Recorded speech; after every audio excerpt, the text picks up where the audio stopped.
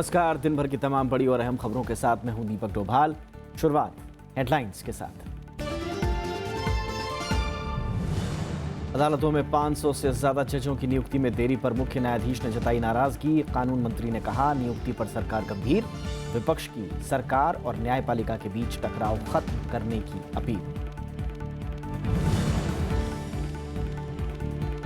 जम्मू कश्मीर के कुपवाड़ा जिले में बीएसएफ काफिले पर आतंकी हमला, 2 जवान जख्मी, सर्च ऑपरेशन जारी।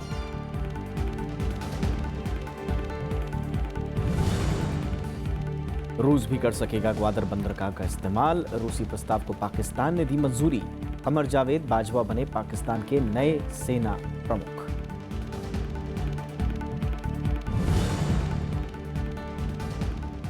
नहीं रहे क्यूबा के पूर्व राष्ट्रपति और कम्युनिस्ट क्रांति के नेता फिदेल कास्त्रो।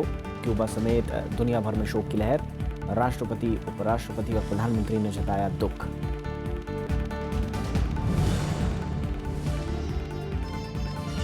और मोहाली टेस्ट में पहले दिन टीम इंडिया हावी। 8 विकेट के नुकसान पर इंग्लैंड का स्कोर 268 रन। उमेश यादव, जयंत यादव और रविंद्र जडेजा ने 2-2 विकेट लिए।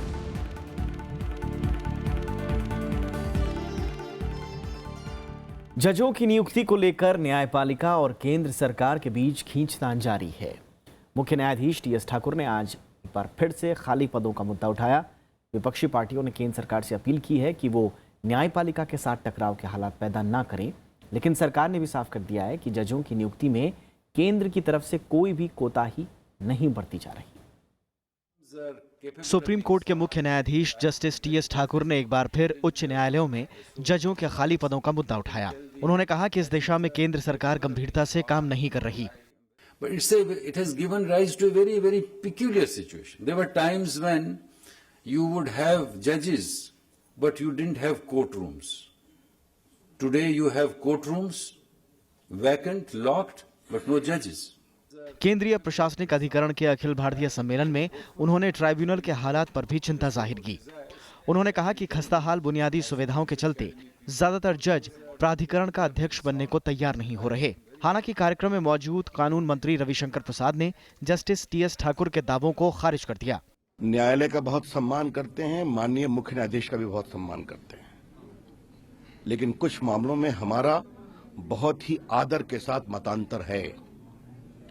भारत सरकार ने इस साल अब तक 120 जजों के अपॉइंटमेंट किए हैं, जो अब तक के रिकॉर्ड का सेकंड हाईएस्ट है। दूसरी तरफ विपक्ष ने केंद्र सरकार के रवैये पर नाराजगी जाहिर की। कांग्रेस नेता गुलाम नबी आजाद ने कहा कि सरकार को सुप्रीम कोर्ट के साथ टकराव बंद करनी चाहिए। सीपीएम महासचिव सीताराम येचुरी ने कहा कि ताजा हालात से जनता की परेशानी बढ़ रही है। The judiciary says they gave it to the government. Government is not finalizing. Government says the collegium has not yet given it. But whatever it is, it's one most unfortunate and very, very deeply hurting the common people. I mean, who suffer from these litigations. दरअसल NJAC act को supreme court ने जब से खारिज किया है, तभी से केंद्र और न्यायपालिका के बीच तकरार बनी हुई है। Bureau report, Rajya Sabha TV. Attorney general Mukul Rohatgi ने कहा है कि न्यायपालिका समेत सभी को अपनी लक्ष्मण रेखा समझनी होगी। शनिवार को संविधान दिवस से जुड़े एक कार्यक्रम में बोलते हुए अटॉर्नी जनरल ने कहा कि सबके लिए एक निश्चित सीमा है, अगर कोई इस सीमा को लांघेगा तो उसे इसका जवाब देना होगा। उन्होंने कहा कि न्यायपालिका समेत सबको अपनी सीमा में रहकर काम करना चाहिए। हालांकि कार्यक्रम में मौजूद न्यायाधीश जेएस खेहर ने कहा कि न्यायपालिका को अपनी लक्ष्मण रेखा अच्छी तरह से मालूम है और वो संविधान की भावना को समझती है। We should remember the architect of the Constitution, who said that everybody must remain within the Lakshman Rekha. And you will remember some phrases used in the Constituent Assembly debates, one of which is that the makers did not want a situation of an imperio in imperium. पूर्व प्रधानमंत्री मनमोहन सिंह ने कहा है कि देश के ग्रामीण इलाकों को विकास की प्रक्रिया में शामिल किए बगैर देश से गरीबी का खात्मा नहीं किया जा सकता। मनमोहन सिंह दिल्ली में आयोजित पीएचडी चैम्बर ऑफ कॉमर्स के एक कार्यक्रम को संबोधित कर रहे थे। पीएचडी चैम्बर ऑफ कॉमर्स के 111वें वार्षिक सम्मेलन को संबोधित करते हुए पूर्व प्रधानमंत्री मनमोहन सिंह ने ग्रामीण इलाकों के विकास पर जोर दिया। उन्होंने कहा कि जब तक खेती से जुड़े लोगों की आमदनी नहीं बढ़ेगी, देश से गरीबी खत्म नहीं होगी। पूर्व प्रधानमंत्री ने कहा कि ग्रामीण इलाकों से पलायन से शहरों पर भी दबाव बढ़ रहा है। Achieving the goal of poverty elimination as well as inclusive growth depends on sustained improvement of agricultural production, agricultural productivity, and agricultural processes that facilitate migration of agricultural workers. पूर्व प्रधानमंत्री के मुताबिक भारतीय अर्थव्यवस्था की नींव मजबूत है, लेकिन फिर भी कुछ सुधारों की जरूरत है। उन्होंने कहा कि जिस वक्त पूरी दुनिया आर्थिक मंदी की चपेट में थी, उस वक्त भी भारत ने मजबूत विकास दर हासिल की। We should take pride in the economic resilience that India has demonstrated in the last 8 years despite the global economic slowdown resulting from the international economic crisis of 2008. This reflects a maturing of our thought. Manmohan Singh ने विकास के लक्ष्यों को हासिल करने के लिए राज्य सरकारों और स्थानीय निकायों की भूमिका को भी अहम बताया। साथ ही उन्होंने कहा कि भारत को तेज विकास दर हासिल करने के लिए गरीबी मिटाने के साथ साथ रोजगार के मौके बढ़ाने, जरूरी सेवाओं को लोगों की पहुंच में लाने और लोगों का तकनीकी कौशल बढ़ाने पर भी काम करना होगा। Bureau report, Rajya Sabha TV. संसद में एकजुट विपक्ष ने नोटबंदी के मुद्दे पर 28 नवंबर को देश भर में आक्रोश दिवस मनाने का फैसला किया है। सत्ता पक्ष और विपक्ष के बीच इस मुद्दे पर सियासी बयानबाजियों का दौर भी जारी है। विपक्ष पूरे मामले की जांच कराने की मांग कर रहा है। विपक्ष इस बात पर अड़ा हुआ है कि नोटबंदी के मामले में प्रधानमंत्री संसद में आकर बयान दें। राज्यसभा में नेता प्रतिपक्ष गुलाम नबी आजाद का कहना है कि जब तक सरकार विपक्ष की मांग नहीं मानती, तब तक गतिरोध नहीं टूटेगा। इस मुद्दे को लेकर अब विपक्षी पार्टियां जमीन पर प्रदर्शन करने पर उतारू हैं। ये जो आक्रोश है पूरे भारत में, उस आक्रोश के लिए सिर्फ हमको अपना आक्रोश पार्लियामेंट के अंदर तक ही सीमित नहीं रखना चाहिए, बल्कि पूरे देश में होना चाहिए। अपनी इन कमियों व विफलताओं पर से जनता का ध्यान बांटने के लिए ही इन्होंने बहुत जल्दबाजी में व बिना पूरी तैयारी के ही देश में 500 व 1000 रुपए के नोटों पर पाबंदी लगाने का फैसला ले लिया और अब इस मामले में प्रधानमंत्री श्री नरेंद्र मोदी भी संसद में अपने विरोधियों को जवाब देने से कतरा रहे हैं। यही नहीं, विपक्ष सरकार पर यह आरोप भी लगा रहा है कि इस फैसले की जानकारी पहले से चुनिंदा लोगों को थी, लिहाजा पूरे मामले की जांच के लिए जेपीसी गठित की जाए। Several political parties in opposition have made the demand there should be some JPC because there was selective leakage of the decision taken by the government to certain quarters which are close to BJP. विपक्ष ने यह आरोप भी लगाया कि नोटबंदी के ऐलान से ठीक पहले बीजेपी ने कई जगहों पर पार्टी के लिए जमीन खरीदी। हालांकि बीजेपी ने इन आरोपों को पूरी तरह से खारिज कर दिया और कहा कि इस खरीदारी का नोटबंदी से कोई संबंध नहीं है। हम किराए पर और कार्यालय का अभाव में पार्टी के कार्यक्रमों का संचालन करने में काफी कठिनाई होती थी, तो पार्टी ने एक निर्णय लिया है कि सभी जिला मुख्यालय पर एक अपना कार्यालय हो। उसी निमित्त लगभग 1 साल से प्रक्रिया चल रही थी। दूसरी तरफ बिहार के मुख्यमंत्री नीतीश कुमार ने फैसले की तारीफ करते हुए कहा कि अगले चरण में बेनामी संपत्तियों की भी जांच होनी चाहिए। लेकिन हम कहेंगे कि नोटबंदी ठीक है, लेकिन सिर्फ नोटबंदी से काम नहीं चलेगा। नोटबंदी के साथ अब हम आग्रह करेंगे केंद्र सरकार से और माननीय प्रधानमंत्री जी से कि भाई इसके साथ अब बेनामी संपत्ति को भी हिट करिए मजबूती से। केंद्र सरकार का दावा है कि नोटबंदी के फैसले पर जनता उनके साथ है, तो वहीं विपक्ष का दावा है कि देश की बड़ी आबादी इस फैसले के चलते तकलीफ झेल रही है। Bureau report, Rajya Sabha TV. प्रधानमंत्री नरेंद्र मोदी शनिवार को हैदराबाद में थे। यहाँ उन्होंने पुलिस महानिरीक्षकों और केंद्रीय पुलिस संगठनों के प्रमुखों के 51वें वार्षिक सम्मेलन में हिस्सा लिया। प्रधानमंत्री ने यहाँ सीमा पार से होने वाली आतंकवादी गतिविधियों, घुसपैठ और युवाओं को कट्टरपंथी बनाने की समस्याओं पर देश के शीर्ष पुलिसकर्मियों से बातें साझा की। उन्होंने सरदार वल्लभ भाई पटेल राष्ट्रीय पुलिस अकादमी में पुलिस अधिकारियों के साथ योग सत्र में भी भाग लिया। इसके बाद पुलिस अकादमी में शहीद स्तंभ पर श्रद्धांजलि देते हुए उन्होंने पुष्प अर्पित किए। प्रधानमंत्री ने एनपीए में पटेल की प्रतिमा पर पुष्पांजलि अर्पित की और अकादमी परिसर में पौधारोपण भी किया। गृहमंत्री राजनाथ सिंह ने सभी राज्यों के पुलिस महानिदेशकों के 3 दिवसीय सम्मेलन का शुक्रवार को उद्घाटन किया था। इस सम्मेलन में सीमा पार से होने वाली आतंकवादी गतिविधियों, युवाओं को कट्टरपंथी बनाने और भारतीयों को पश्चिमी एशिया के आईएसआईएस जैसे आतंकवादी संगठनों में शामिल होने के लिए फुसलाने की समस्याओं के अलावा आंतरिक सुरक्षा के अन्य मामलों पर अहम चर्चा हुई। जम्मू कश्मीर में सुरक्षा बलों पर आतंकी हमले रुकने का नाम नहीं ले रहे। शनिवार सुबह कुपवाड़ा जिले में आतंकियों ने बीएसएफ के काफिले को निशाना बनाया। इस हमले में बीएसएफ के 2 जवान घायल हो गए। शनिवार सुबह आतंकियों ने बीएसएफ के काफिले पर घात लगाकर हमला किया। घटना कुपवाड़ा के लंगेट इलाके की है। यहां आतंकियों ने बीएसएफ के काफिले पर फायरिंग की। घटना के बाद सुरक्षा बलों ने इलाके में सघन सर्च ऑपरेशन चलाया। शुक्रवार को दक्षिण कश्मीर के कुलगाम में आतंकियों ने पुलिस लाइन के पास गश्ती दल पर हमला किया था। इसमें 2 सुरक्षाकर्मी शहीद हो गए थे। बांदीपोरा में भी आतंकियों के साथ मुठभेड़ में सेना का एक जवान शहीद हुआ था, जबकि इस दौरान 2 विदेशी आतंकियों को मार गिराया गया। शुक्रवार को सोपोर में एक आतंकवादी को गिरफ्तार किया गया। इस बीच राज्य में जनजीवन सामान्य होता दिख रहा है। हालांकि शुक्रवार को अलगाववादियों के बुलाई बंद का कश्मीर घाटी में असर दिखाई दिया। शनिवार को घाटी के बाजार खुले और काफी चहल पहल भी दिखाई दी।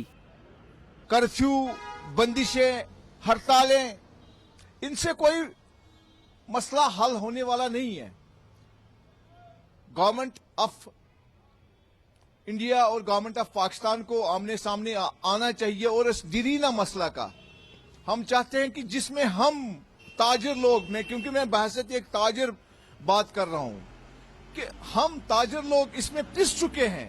इधर राज्य की मुख्यमंत्री महबूबा मुफ्ती ने शनिवार को दिल्ली में रेल मंत्री सुरेश प्रभु से मुलाकात की। दोनों के बीच राज्य में नई रेलगाड़ियां चलाने समेत कई मुद्दों पर बातचीत हुई। Bureau report, Rajya Sabha TV. Jammu Kashmir में 190 युवाओं को सेना में शामिल किया गया है। शनिवार को इन युवाओं ने पासिंग आउट परेड में हिस्सा लिया। जम्मू कश्मीर लाइट इन्फेंट्री में शामिल किए गए इन जवानों ने श्रीनगर के रेजिमेंटल सेंटर में 1 साल का प्रशिक्षण लिया है। मौजूदा हालात में इतनी बड़ी संख्या में युवाओं का सेना में भर्ती होना एक बड़ी उपलब्धि माना जा रहा है।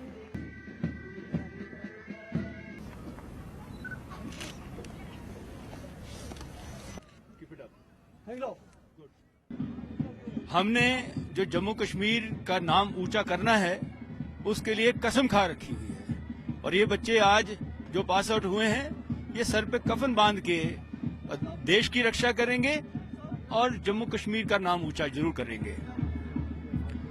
जो भी कुछ जम्मू कश्मीर में हो रहा है वो किसी कारणवश हो रहा है, लेकिन हम आशा करते हैं कि वो धीरे धीरे करके सब ठीक ठाक सुख शांति में हो जाएगा। एक छोटा सा ब्रेक लेते हैं, उसके बाद कुछ और खबरें।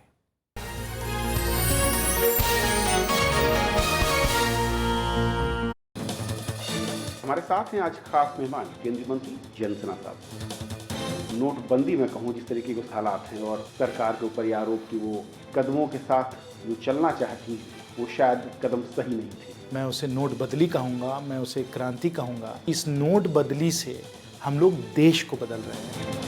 जिनके पास सही पैसा है, कैश में हो चाहे बैंक में हो, उसमें कोई किसी को तकलीफ नहीं महसूस होगी। सरकार ने कदम अच्छा उठाया, लेकिन कुछ पतले सकरी गलियारे छोड़ दिए जहां से ब्लैक मनी का अभी भी वाइट का खेल चल रहा है। जैसे जैसे उनकी रणनीति समझ में आती है, जैसे जैसे उनके चाल समझ में आते हैं, तो हमें भी उस पर रिस्पॉन्स करना चाहिए, हमें भी उसमें कुछ ना कुछ अंकुश लगाना चाहिए। देखिए तरकश सिर्फ राज्यसभा टीवी पर।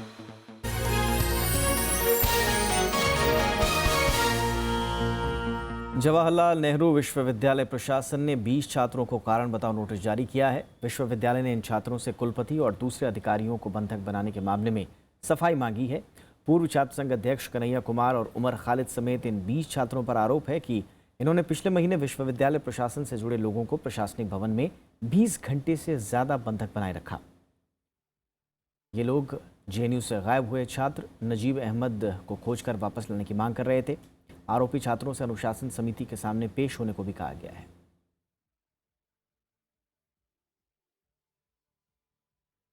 पाकिस्तान ने रूस को व्यापार के लिए ग्वादर बंदरगाह के इस्तेमाल की इजाज़त देने का फैसला किया है। दरअसल रूस ने चीन पाकिस्तान आर्थिक गलियारे में शामिल होने की इच्छा जताई थी, जिसके बाद ये फैसला लिया गया। ईरान और तुर्कमेनिस्तान के बाद रूस ऐसा तीसरा देश है जिसे पाकिस्तान ने इस तरह की इजाज़त दी है। खबरों के मुताबिक रूस CPEC का हिस्सा बनने के साथ ही पाकिस्तान के साथ रणनीतिक रक्षा संबंध मजबूत करने का भी इच्छुक है। पाकिस्तान के मुताबिक इस परियोजना से दुनिया के आधे हिस्से को फायदा होगा, लिहाजा कई देश इससे जुड़ना चाहते हैं। पाकिस्तानी प्रधानमंत्री नवाज शरीफ ने दक्षिण और मध्य एशिया के बीच संपर्क बढ़ाने के लिए तुर्कमेनिस्तान, पाकिस्तान, अफगानिस्तान, भारत यानी कि तापी के साथ 1680 किलोमीटर लंबी गैस पाइपलाइन के किनारे रेलवे, सड़क और फाइबर ऑप्टिक्स केबल बिछाने का भी घोषणा किया। लेफ्टिनेंट जनरल कमर जावेद बाजवा पाकिस्तान के नए सेना प्रमुख होंगे। जनरल राहिल शरीफ के रिटायरमेंट के बाद वो इस पद की कमान संभालने जा रहे हैं। लेफ्टिनेंट जनरल बाजवा फिलहाल ट्रेनिंग एंड डेवलपमेंट में इंस्पेक्टर जनरल के पद पर काम कर रहे हैं। 4 लोगों की अंतिम सूची में से इन्हें इस पद की जिम्मेदारी दी गई है। जावेद बाजवा को उनकी विदेश नीति और खासकर भारत के साथ संबंधों की जानकारी के मद्देनजर ये अहम पद सौंपा गया है।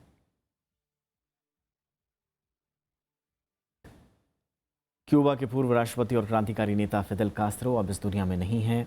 लंबे समय से बीमार फिदेल ने हवाना में आखिरी सांस ली। राष्ट्रपति प्रणब मुखर्जी, उपराष्ट्रपति मोहम्मद हामिद अंसारी, प्रधानमंत्री नरेंद्र मोदी, कांग्रेस अध्यक्ष सोनिया गांधी समेत कई लोगों ने गहरा शोक जताया है। फिदेल कास्त्रो का अंतिम संस्कार 4 दिसंबर को किया जाएगा। Ambition, power, money, nothing, only to serve my country. Fidel Alejandro Castro रूस, क्यूबा के पूर्व राष्ट्रपति और कम्युनिस्ट क्रांति के नेता। शनिवार को कास्त्रो ने इस दुनिया से अलविदा कह दिया। फिदेल लंबे समय से बीमार थे। क्यूबा में मौजूदा राष्ट्रपति और फिदेल के भाई राउल कास्त्रो ने इसकी जानकारी दी। Falleció el comandante en jefe de la revolución cubana, Fidel Castro Ruz. Fidel Castro के निधन पर उनके चाहने वाले शोक में हैं। राष्ट्रपति प्रणब मुखर्जी ने फिदेल कास्त्रो के निधन पर गहरा शोक जताया। अपने खास संदेश में उन्होंने फिदेल कास्त्रो को दुनिया का महान नेता बताया। To learn the demise of Fidel Castro, though he was aged and suffering for a long period of time, but at the same time, the great revolutionary leader who overcame so many odds in his life over more than half a century. उपराष्ट्रपति मोहम्मद हामिद अंसारी ने कहा कि भारत ने अपना सच्चा दोस्त खो दिया है। एक तकरीबन आधे घंटे तक उनसे, मिसेस कास्ट्रो से, उनके बेटे से, उनके घर पे बैठ के उनसे बड़ी बातें की, बहुत सी बातें, दुनिया में जो हो रहा था उसकी उनको पूरी खबर थी। मगर हिंदुस्तान की जो याददाश्त उनको थी वो भी अपनी जगह पे थी। उन्होंने हमको कुछ तस्वीरें दिखाई, एक एल्बम दिखाया जिसमें कि पुरानी तस्वीरें इंडिया की सब थी। तो हिंदुस्तान के लिए उनके दिल में जो लगाव था वो बहुत क्लियर था। हम नेताओं से मिल रहे थे और जब प्राइम मिनिस्टर इंदिरा गांधी से वो मिलने आए तो इंदिरा जी ने हाथ बढ़ाया हाथ मिलाने के लिए और उन्होंने दोनों हाथों से उनको गले लगाया। प्रधानमंत्री नरेंद्र मोदी ने कहा कि फिदेल कास्त्रो 20वीं सदी का इतिहास रचने वाली हस्तियों में से एक थे। कांग्रेस अध्यक्ष सोनिया गांधी ने कहा कि फिदेल ने विश्व के सभी मंचों पर भारत का समर्थन किया। सीपीएम सांसद सीताराम येचुरी ने भी उनके निधन को बड़ा आघात बताया है। Fidel Castro will remain a legend and will remain a source of inspiration as one of the greatest revolutionary heroes of our times. I mean, he steered Cuba from being a very backward country into what it is today. It has got the world's highest levels of literacy, development in medical sciences. 13 अगस्त 1926 को जन्मे Castro का नाम सबसे बड़े communist नेताओं में शुमार है। उन्होंने 1959 में तानाशाह फुल्खेंशियो बतीस्ता के खिलाफ संघर्ष किया और कम्युनिस्ट सत्ता कायम की। वो 1959 से 1976 तक प्रधानमंत्री और फिर 1976 से 2008 तक राष्ट्रपति रहे। कास्त्रो ने शीत युद्ध के दौरान 1962 में सोवियत सेना को अमेरिका के खिलाफ अपनी सरजमी पर मिसाइल तैनात करने की मंजूरी दी थी। 1992 में क्यूबा शरणार्थियों को लेकर उन्होंने अमेरिका के साथ समझौता किया। करीब 5 दशक तक क्यूबा की कमान संभालने वाले कास्त्रो ने 2008 में अपने भाई राउल कास्त्रो को सत्ता सौंप दी। फिदेल कास्त्रो का भारत और विकासशील देशों से खास लगाव था। पहले प्रधानमंत्री पंडित जवाहरलाल नेहरू के साथ उनके काफी घनिष्ठ संबंध थे।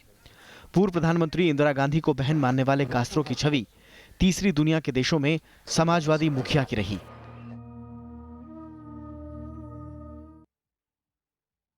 मुंबई पर आतंकी हमले की आज 8वीं बरसी है। 26/11 के मुंबई आतंकवादी हमले की बरसी पर देश भर में इस हमले के शहीदों को याद किया गया।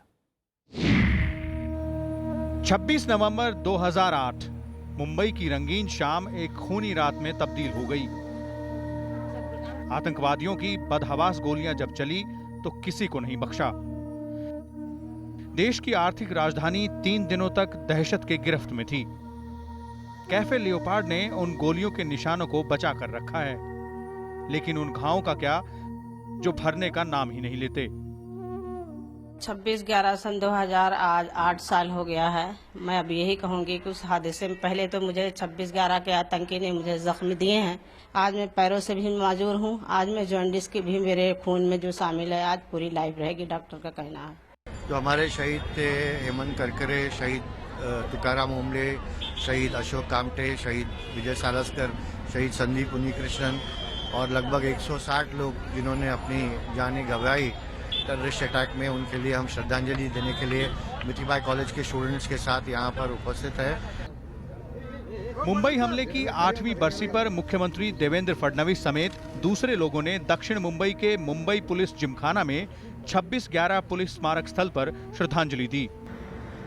शिवसेना अध्यक्ष उद्धव ठाकरे ने भी इस हादसे में शहीद हुए लोगों को श्रद्धासुमन अर्पित किए। इस हमले के बाद मुंबई पुलिस ने शहर को सुरक्षित करने के लिए तमाम इंतजाम किए हैं। यहाँ के बाशिंदे अब अपने आप को पहले से ज्यादा सुरक्षित मानते हैं, लेकिन उस दिन को याद कर लोग आज भी सिहर उठते हैं। आतंकवादी समुद्री रास्ते से मुंबई पहुंचे थे। जिन अहम जगहों को निशाना बनाया गया उनमें ताज होटल, ओबेरॉय होटल, कबाड़ हाउस और छत्रपति शिवाजी टर्मिनल शामिल थे। इसके बाद एनएसजी और मुंबई पुलिस ने ऑपरेशन ब्लैक टॉर्नेडो चलाया, जिसमें 10 में से 9 आतंकी मार गिराए गए। हमले का एक आतंकी अजमल आमिर कसाब पकड़ा गया था, जिसे फांसी दे दी गई। Bureau report, Rajya Sabha TV. Bharat और इंग्लैंड के बीच शुरू हुए तीसरे टेस्ट का पहला दिन भारत के नाम रहा। मोहाली में खेले जा रहे टेस्ट मैच में पहले दिन इंग्लैंड ने 90 ओवर के बाद 8 विकेट खोकर 268 रन बनाए। फिलहाल क्रीज पर आदिल रशीद और गैरेथ बैटी बने हुए हैं। भारत की तरफ से रविंद्र जडेजा, उमेश यादव और जयंत यादव ने 2-2 विकेट लिए। वहीं शमी और अश्विन के खाते में 1-1 विकेट आया। इंग्लैंड के कप्तान कुक ने टॉस जीतकर पहले बल्लेबाजी करने का फैसला लिया।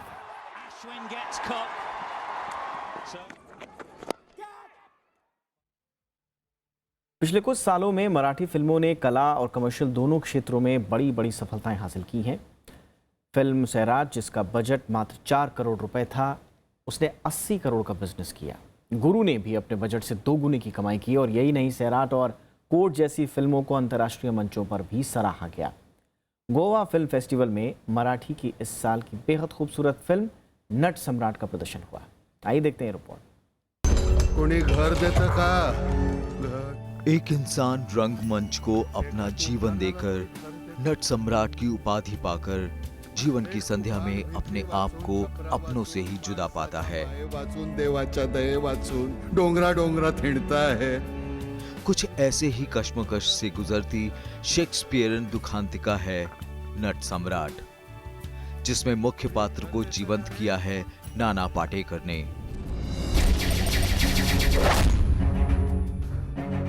To be or not to be, that is the question. मुझे हर रोज क्रिकेटर जो है या एक्टर है, उनकी रोज टेस्ट मैच होती है। कल मैंने सेंचुरी लगाई, नहीं भाई आज क्या कर रहे हो बताओ। वो तुम्हारा वो पूर्व संचित म्हणतो, पूर्व पुण्याई जो कहते हैं, उसके ऊपर हम जी नहीं सकते, हमको रोज प्रूव करना पड़ता है। विधात्या तू इतका कठोर का झालास? एका बाजूला जाना आम्ही जन्म दिला ते आम्हाला विसरता। नाना पाटेकर का मानना है कि अच्छी फिल्मों की कोई सीधी परिभाषा नहीं हो सकती और कुछ फिल्में कारोबार के लिए भी बनानी होती हैं। करुणा करा, आम्ही थेरड्याने कोणाच्या पायावर डोकं आदळायचं रे?